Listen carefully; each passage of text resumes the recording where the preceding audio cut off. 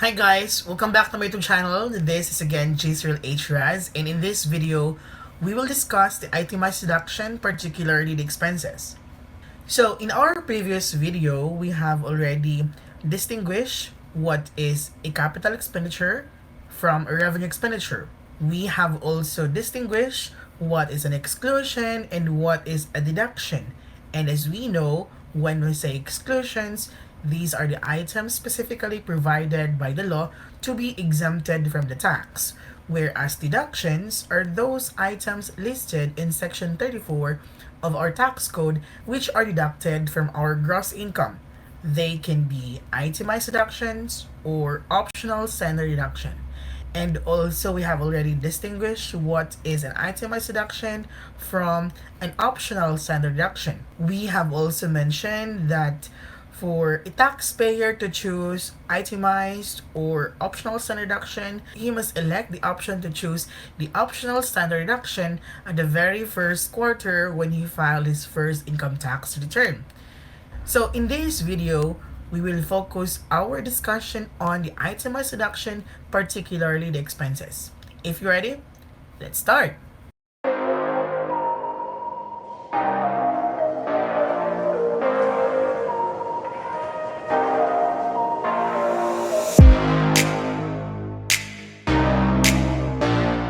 In our previous video, we have already mentioned the 10 items which are considered by our law as the itemized deductions. And this goes by the abbreviation or mnemonics EXENTALOBA DEP CHARTPET, which stands for expenses, interest, taxes, losses, bad debts, depreciation, depletion, charitable contributions, research and development, and pension trust. So these are the 10 items which are specifically provided by our law to be considered as itemized deductions. These are the itemized deductions which can be deducted from our gross income. And in this video, we will focus first our discussion on the expenses. We will have another video lectures for the interest, taxes, and the other 9 items. Okay? So what is an expense? Generally speaking, an expense is anything we spent on generating a revenue or income. In our local term, we call this gastos. Hence, they are called revenue expenditures.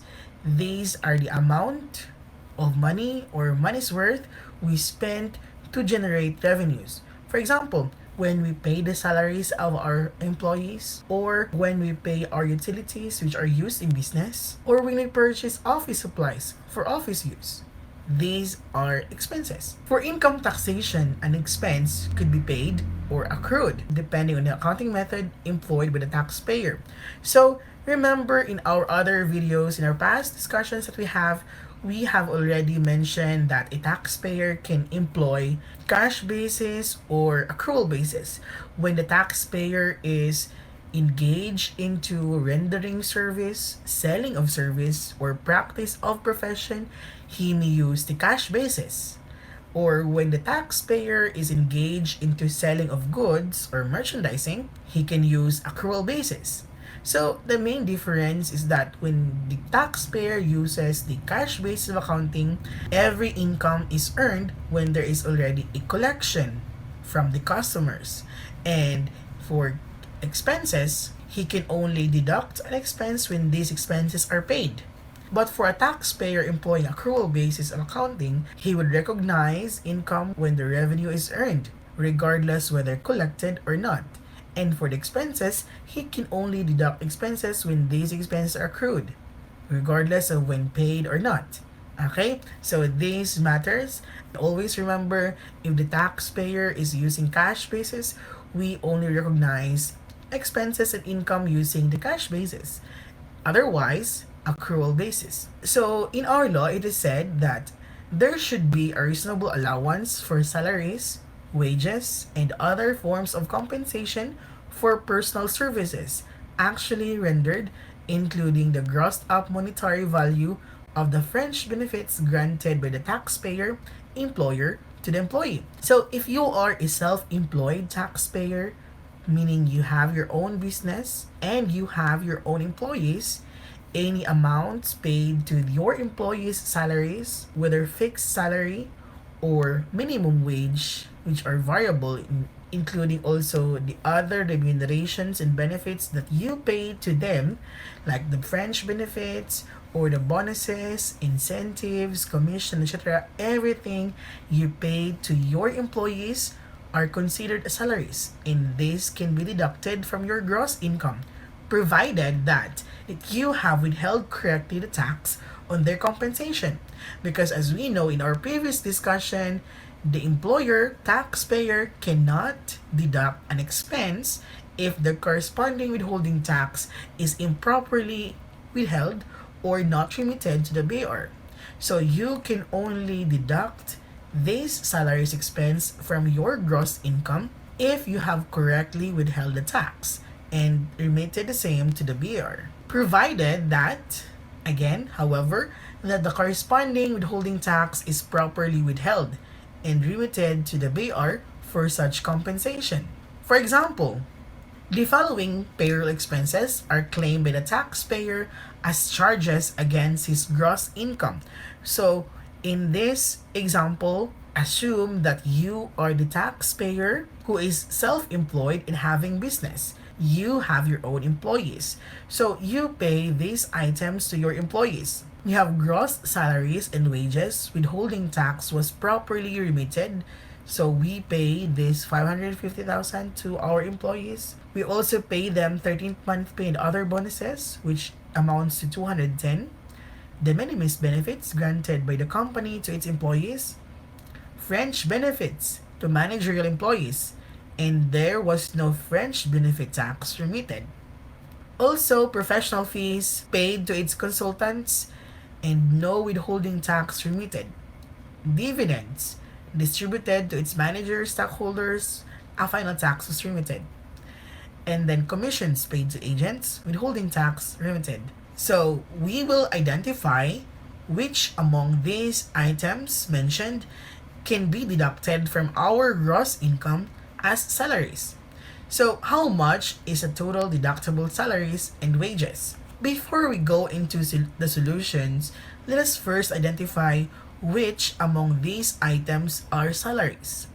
So we know this gross salary, the first item here, this is a salary. And also this one, the second item, 13th month pay. De minimis is also part of the remuneration, while fringe benefit is also part of the remuneration. Professional fees paid to its consultant is not considered as salaries. This is a professional fee. Remember, there can only be salaries if the person is employed in our company. And as we know in this example, these are consultants. These are external people.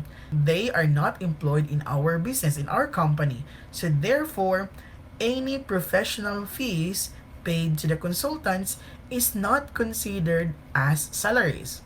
They can be deducted, however, from our gross income, but not as salaries, maybe as professional fees. Then we have dividends distributed to its managers, and we know this dividends is not a salary. This is an income distribution. And commissions paid to agents, this is also considered as a salary. These agents are our employees. Okay, so from the items above, we only have 5 items which are considered as salaries. We have this one, the first item. We have the 13th month pay, the de minimis, the fringe benefit, and the commissions.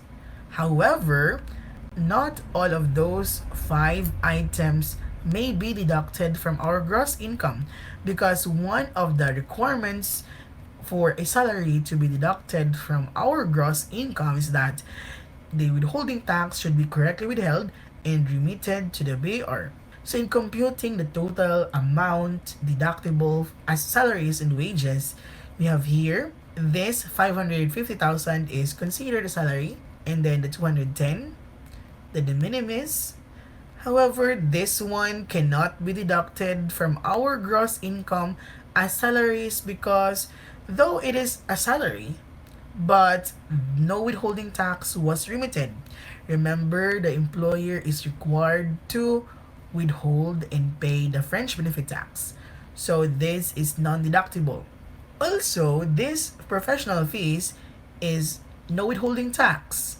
And again, this professional fee is not a salary or remuneration. The consultants are outside of the company. They are not considered as employees.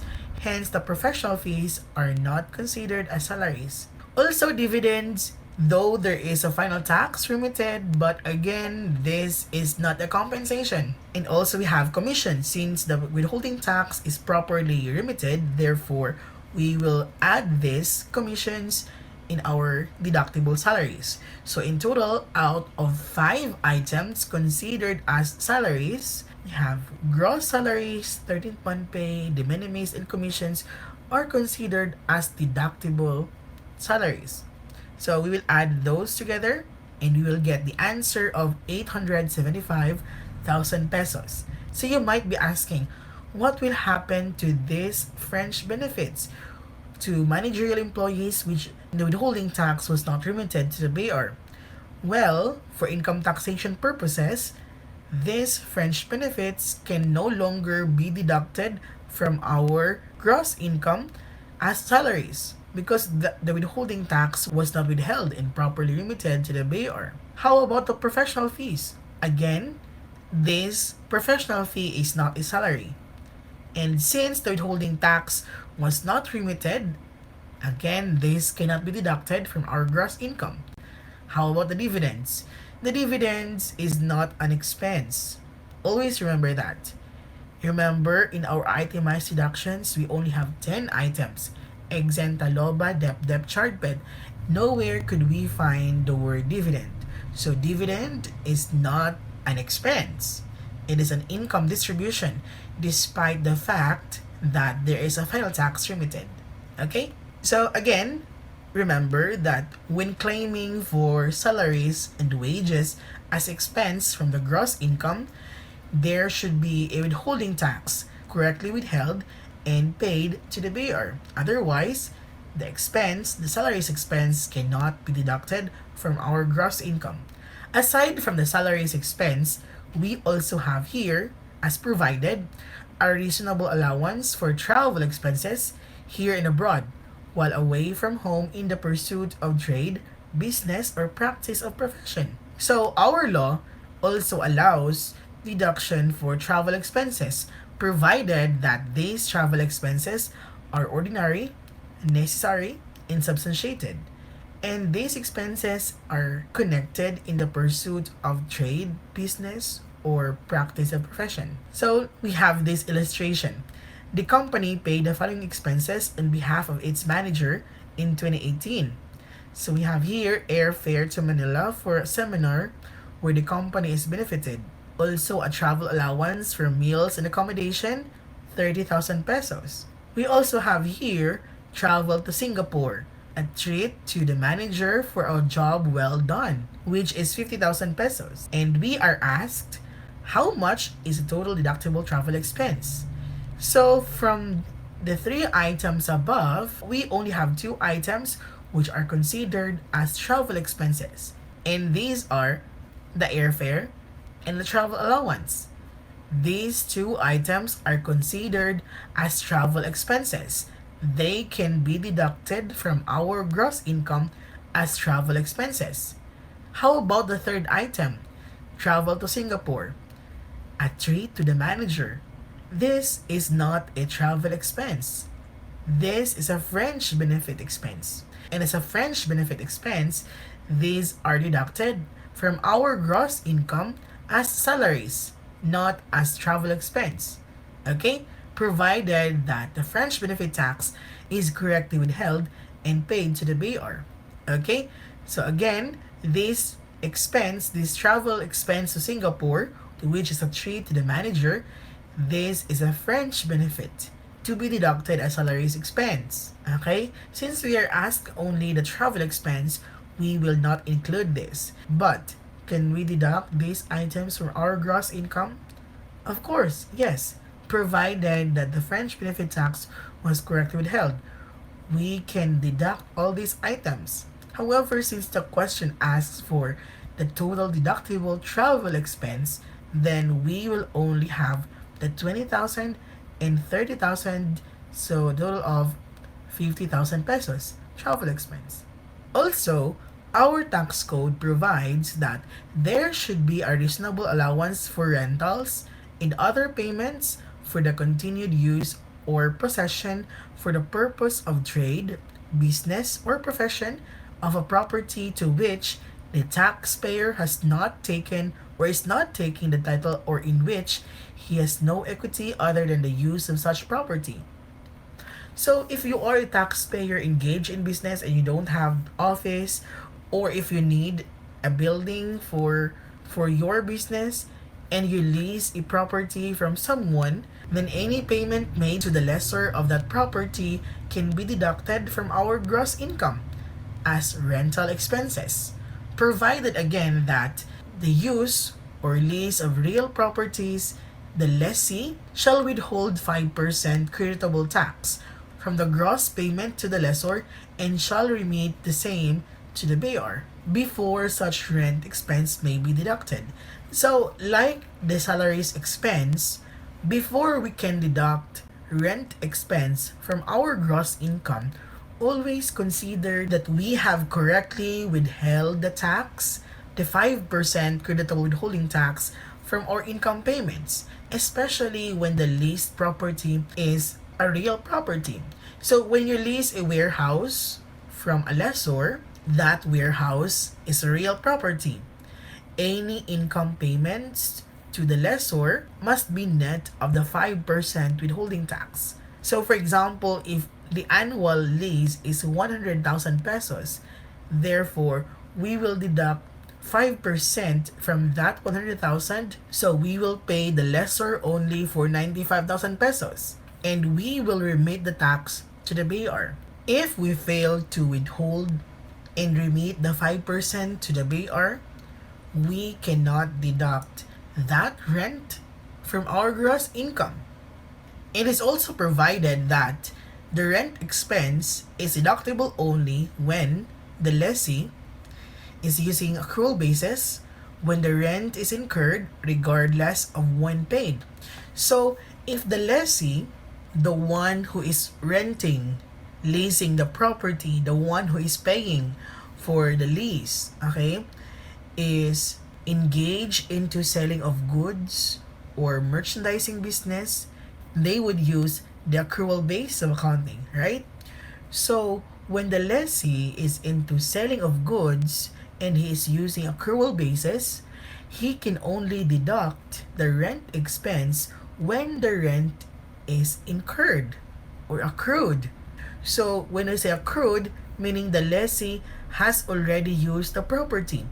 For example, if the lessee has already used the property for 2 months but have failed to pay the rent and the lessee is using accrual basis, then he can deduct that rent from his gross income because he is in accrual basis and he already accrued the rent regardless when paid.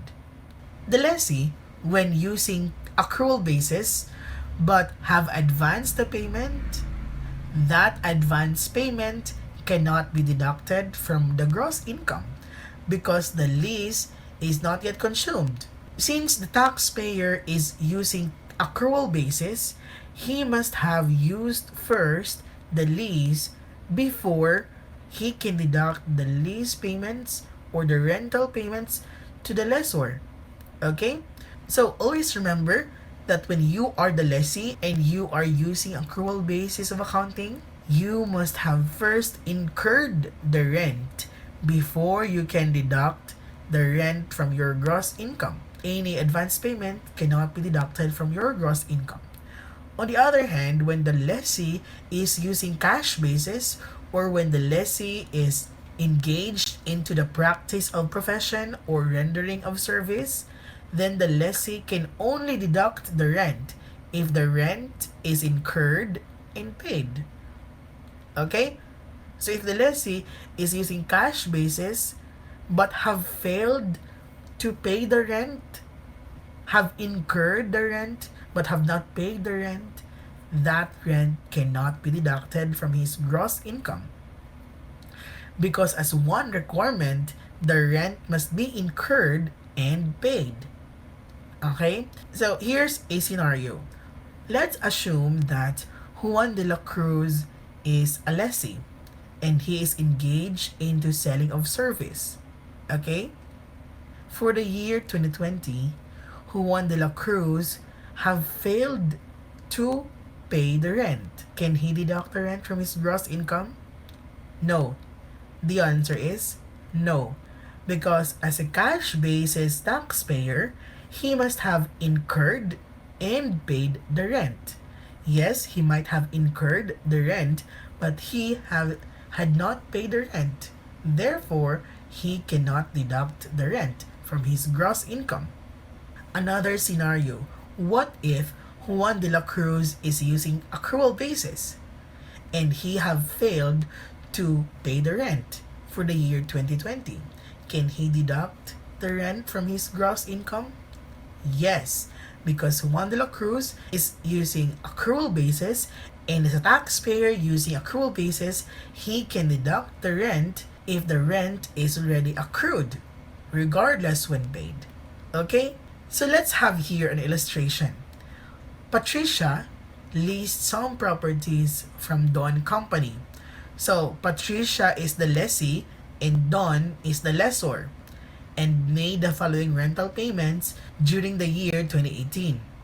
So commercial space for office use, the 5% credit of withholding tax was remitted to the BAR. For the year 2018, we have 250. For the year 2019, 250 also. And for security deposit, 100,000. She also paid for the warehouse for the year 2018, and there was no CWT withheld and remitted to the BAR. Okay? And she also paid for automobiles. So, how much is the total rent expense for the year 2018? So we are asked only for the year 2018. We have here the payment for commercial space with the 5% CWT remitted to the BAR. This 250,000 could be deducted from the gross income. However, for the year 2019 and for this security deposit, these are not deductible because they are advance payment, right? And we also have here warehouse for the year 2018. However, since there was no CWT remitted to the BAR, therefore we cannot deduct this one from our gross income. Why? Because for real properties, there should be a withholding of 5%. So this is non-deductible. For automobile, we are not required to withhold the 5% tax. This is personal property.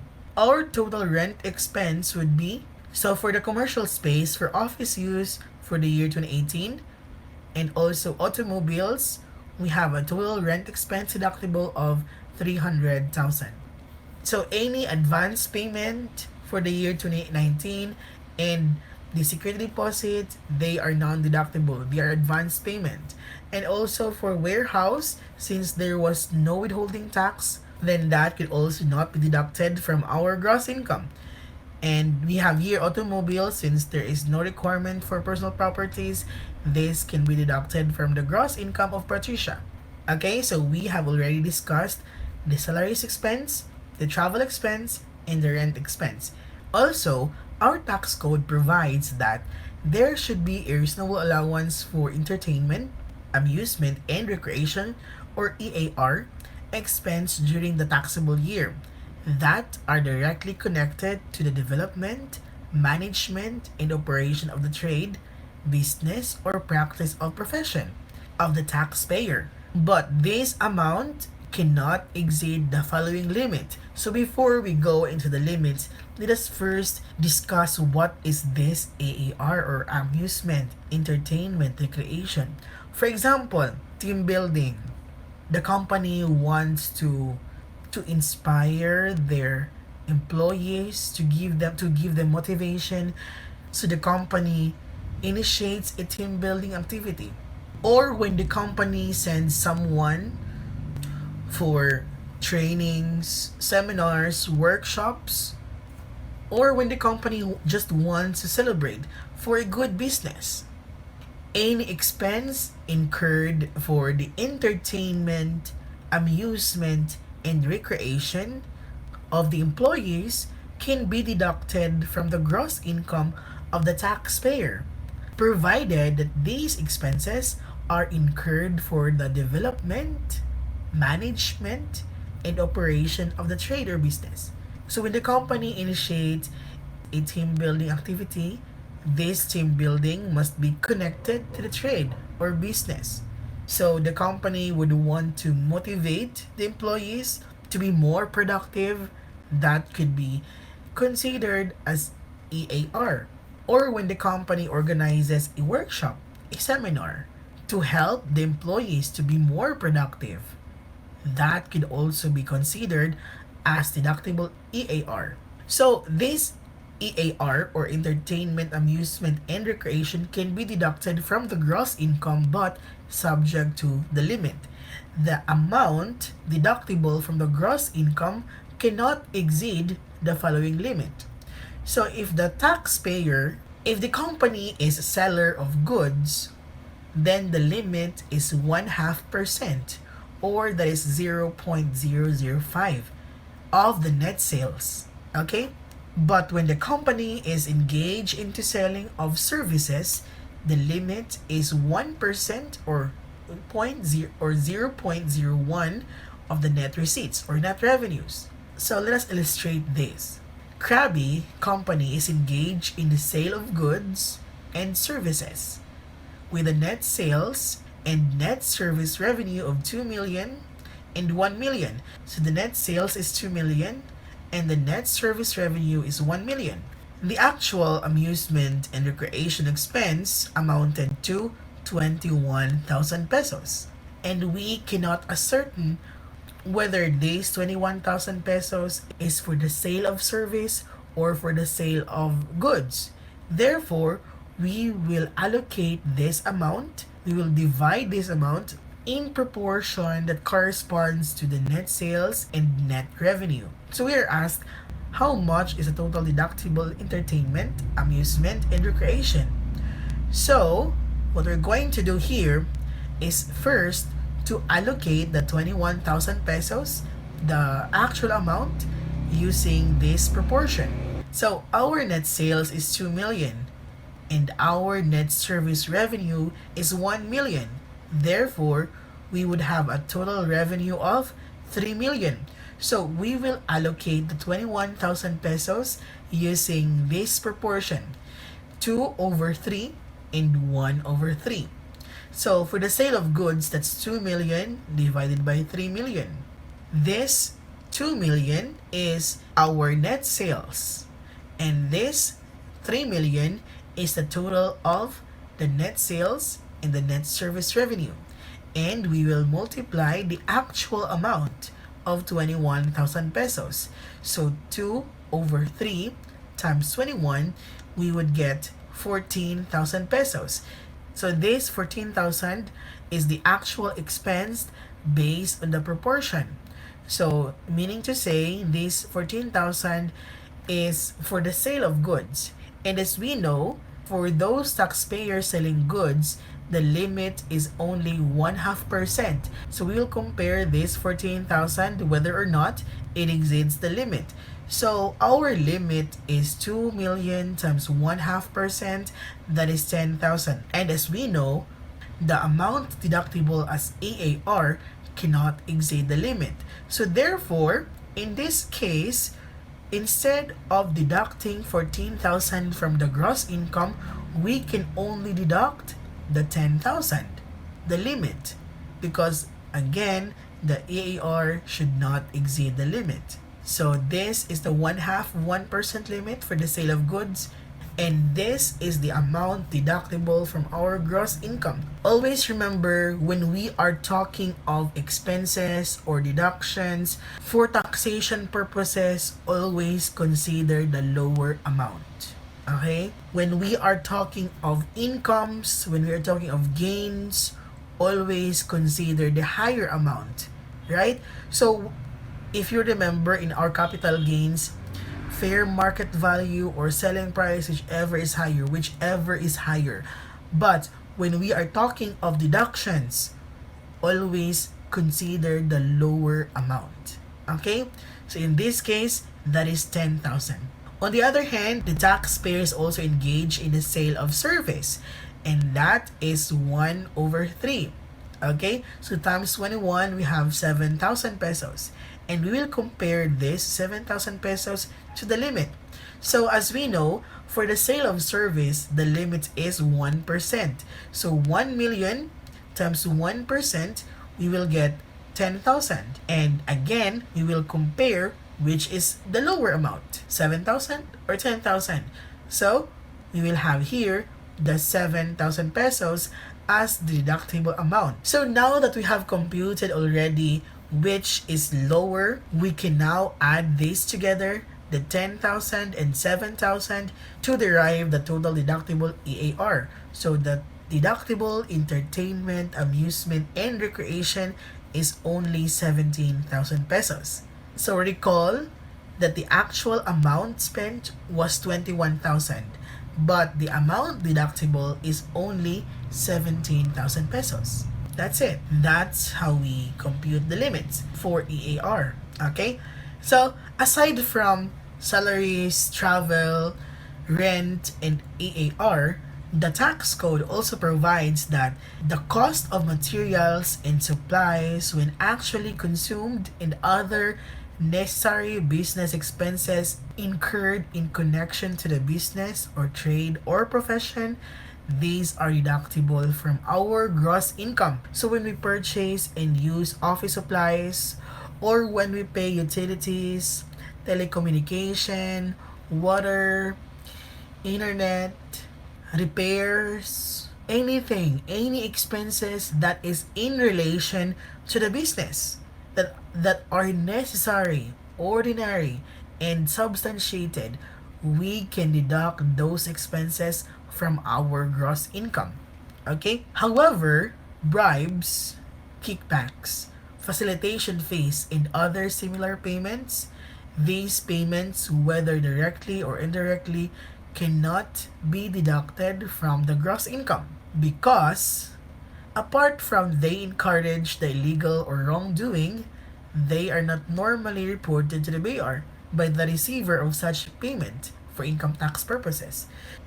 So when we pay for bribes or kickbacks, those are non-deductible. Number one, they are not ordinary. They may be necessary, but they are not ordinary. And then they cannot be substantiated. Because who would issue an official receipt for a kickback or bribes? Right? And aside from that, their payment that encourages illegal or wrongdoing, and our tax code would not promote that. So when we import something and we pay for bribes, think again. Think again. That cannot be deducted from the gross income. Or when we go to government agencies and then pay for facilitation to facilitate our papers, to get our papers done immediately, facilitation fees, those are non-deductible. Always remember that. So the tax code discourages those payments because those payments are just illegal. Okay? Because who would report those payments on their income tax? Finally, we have expenses allowable to private educational institutions. So in addition to the expenses mentioned, the salaries, travel expenses, rent, and AAR and others, a private educational institution may, at its option, elect either to deduct the entire expenditures or the entire cost arising from capital outlays. So finally, we have the expenses allowable for private educational institutions. In addition to the expenses mentioned, the salaries, travel expenses, rent, EAR, and other expenses, a private educational institution may, at its option, elect either to deduct the entire expenditures or entire cost arising from capital outlays or acquisition or construction of depreciable assets incurred during the taxable year, or to capitalize those costs or capital outlays thereon and deduct an allowance for depreciation. So when a private educational institution, a private university or college or any private institutions who constructed or acquired depreciable assets like the construction of building or acquisition of large machineries, this private educational institution may, at its option, deduct the entire amount spent on the acquisition from its gross income, or capitalize this amount and deduct an allowance for depreciation. So, for example, when a private university constructed a new building, a new school building, and spent 10 million, that private university can choose to deduct the entire 10 million one time from its gross income. Or it can also capitalize that building, meaning record an asset on its balance sheet and subject that asset for depreciation. So it is an option whether to deduct the entire cost or to capitalize the cost and depreciate the cost. In accounting standards, of course, we will always capitalize these costs, right? And we will depreciate these costs. However, for income taxation purposes, the private education institution can deduct the entire cost as an expense. They have the option to capitalize or deduct the entire amount as an expense. That's it. So I hope you learned a lot from this video, and also please watch the other video that we have for the other itemized deductions. Thank you so much for watching.